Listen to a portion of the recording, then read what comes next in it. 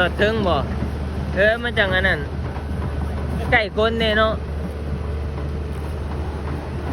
จอดใกล้คนเนี่ยมาเขาโอดสิครับไปให้ดอกคำที่เอาขึ้นเถียงน่ะเนาะเขาโอดสิครับไปให้ดอกไปที่ไปนั่งหมด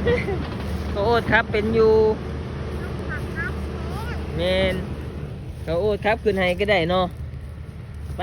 ครับแห้งขึ้นกุ๊กใหม่ทำสิครับแห้งเลยเหรอทำไม่เห็นมูครับไปตัวตี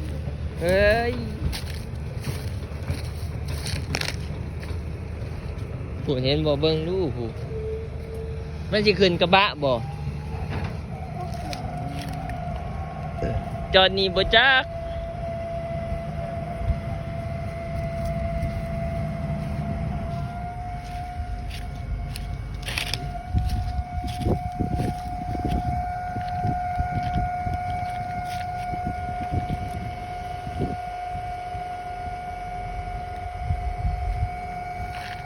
เขาใส่ลืมจัก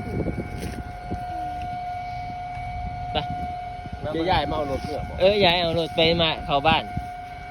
ไปเดี๋ยวฮะ แก้ชุก